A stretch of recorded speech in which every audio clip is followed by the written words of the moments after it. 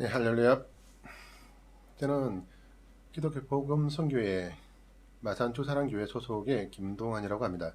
오늘 제가 이 영상을 찍는 이유는 딱 하나, 한 분을 소개해 드리고자 합니다. 그리고 저희 아기에게 일어났던 하나님의 기적, 그 역사를 증거하고자 합니다. 많은 사람들이 저희 교회 총회장 목사님의 기도를 받고, 그리고 저희 자연성전에 있는 약수를 통해 치유의 역사가 많이 일어났습니다. 그러나 의외로 세상에 많은 사람들은 모릅니다. 그 책임은 그러한 하나님의 역사를 경험한 자들이 증거하지 않았기 때문이라고 생각합니다. 그러한 마음에 저도 이 영상을 한번 찍어봅니다. 가장 큰 계기는 아마 올 3월 달에 있었던 MBC 실화 탐사대에서 방송된 그 방송 내용이 가장 큰 계기가 되었던 것 같습니다. 실화 탐사대의 작가님께는 제가 따로 문자를 보낸 게 있습니다.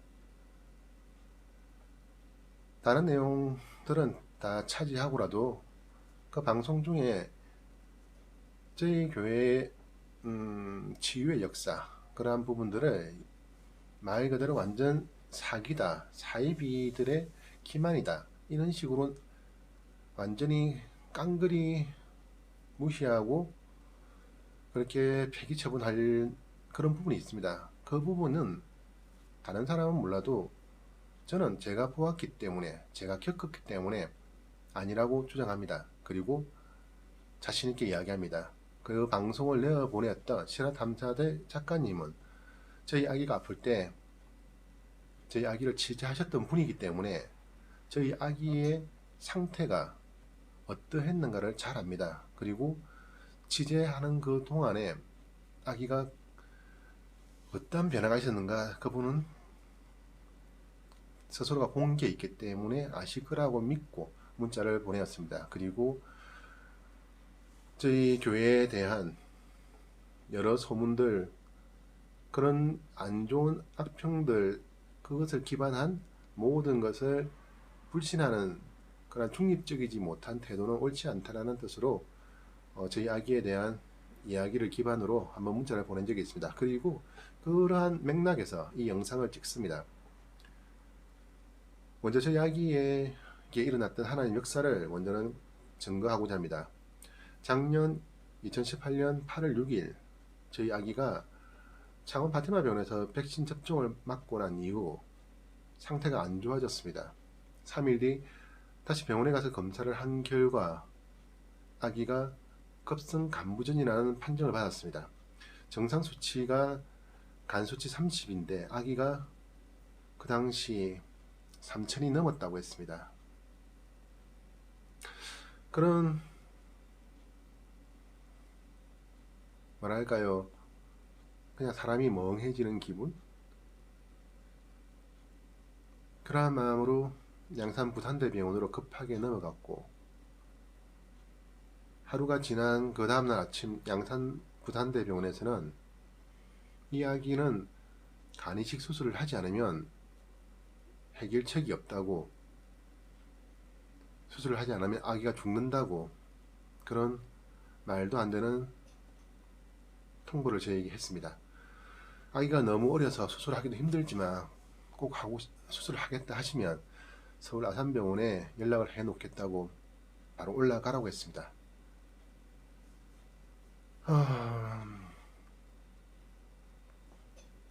그렇게 8월 10일 서울 아산병원 중환자실에 올라갔습니다. 양산 부산대병원의 의사 선생님 말씀은 아기가 너무 어리기 때문에, 그 당시 저희 아기가 이제 갓 4개월, 5개월에 들어가는 그 시점이었습니다.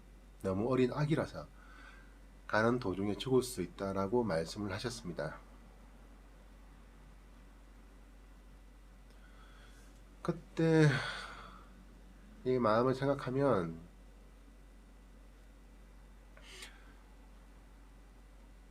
그냥 아무런 생각이 없었습니다. 오직 하나님밖에. 모든 건 하나님께 맡겼습니다. 어떻게 할 수 있는 게 없었고, 의사들이 다 할 수가 없다고 했습니다. 사람이 수술 말고는 할 수 있는 게 없다고 하니까 뭐라고 항변할 수도 없었습니다. 그렇게 서울 아산병원에 올라갔고, 서울 아산병원에서는 처음에는 아기들은 간 회복률이 어른과 다르게 경이롭게 그렇게 놀라운 회복력이 있으니까 너무 걱정하지 말라고 했습니다. 그래서 저희도 일말의 기대를 가졌고, 아기 상태가 너무 안 좋으니까 서울 아산병원에 도착해서 처음 수치가 5천을 넘어간 상태라고 했습니다. 아기를 24시간 투석을 하고 혈장 교환을 하고 그렇게 강제로 아기 몸속에 피를 걸러 주었습니다.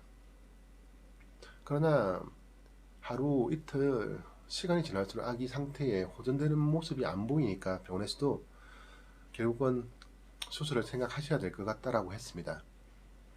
이 수치가 떨어지지 않으면 일정 기간 안에 수치 변동이 없으면 다른 합병증이 일어나니까 그 전에 수술을 해야 된다라고 저에게 말을 했습니다.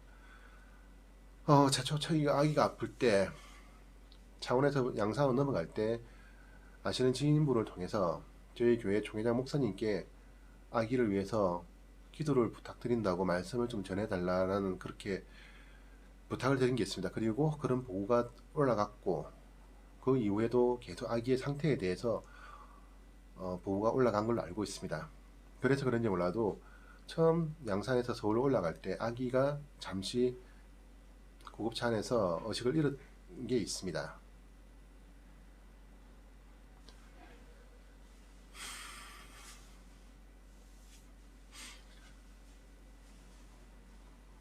아기가 그렇게 무사히 버티고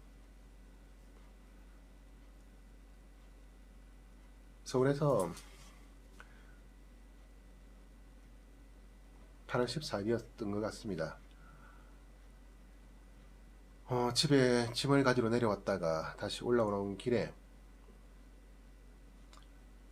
자연성전에 계신 총회장 목사님께 직접 보고를 드려야겠다라는 생각을 가지고 8월 14일 월명동으로 갔습니다. 총회장 목사님께서는 내가 기도해 주고 있다. 당장 죽는 게 아니라면 월명수를 먹여라. 그렇게 말씀해 주시고 조용히 눈을 감으신 채 손을 들어 기도해 주셨습니다. 그리고 바로 그날 내타자 장기 기정제가 나왔다고 빨리 수술 동의서를 적으라고 병원에서는 재촉을 했습니다. 의사분께 주의가 수술을 하지 않고 좀 더 기다리면 안 되는지 물어보았지만 의사의 말은 단호했습니다. 부모님의 마음은 알겠지만 수술하지 않으면 주인은 죽습니다.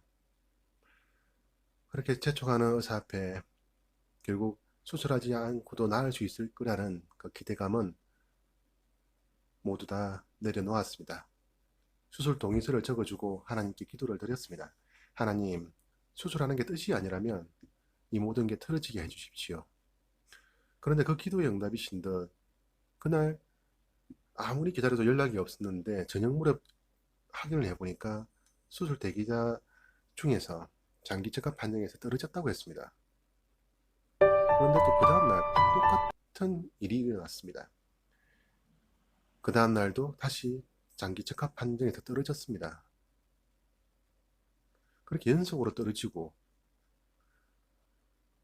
8월 15일부터 선생님 말씀대로 저희 총회장님 목사님을 저희는 선생님이라는 호칭을 많이 씁니다. 선생님 말씀대로 월명수를 먹이려고 했는데 그것도 순탄치가 않았습니다. 병원에서는 특히 중환자실에서는 확인되지 않은 것은 안 된다라는 방침이 있기 때문에. 그런데 의사분에게 물어봤습니다. 아기를 분유를 먹일 때 어떻게 먹이냐고. 정수기 물을 타서 먹인다고 했습니다. 그렇다면 저희가 약수를 떠서 먹이면 안 되냐고 물어봤습니다. 안 된다고 했습니다.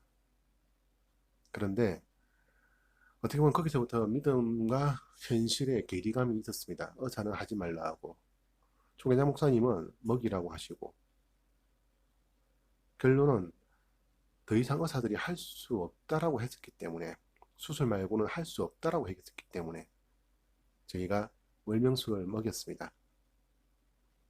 그리고 지금 보시는 이 화면처럼 아이가 조금씩 변화되었습니다.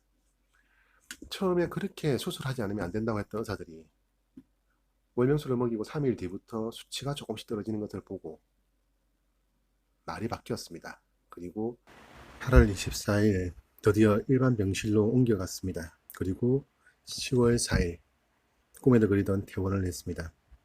많은 사람들이 하나님이 어디 있냐고 합니다. 많은 사람들이 하나님의 기적이 어디 있냐고 합니다. 그러나 저는 저희 주의를 통해 하나님의 역사를 보았고 정영석 목사님을 통해 하나님께서 역사하시는 그 기적을 보았습니다. 그렇기에 증거합니다. 제가 보았기에 저는 증거합니다. 하나님 감사드립니다.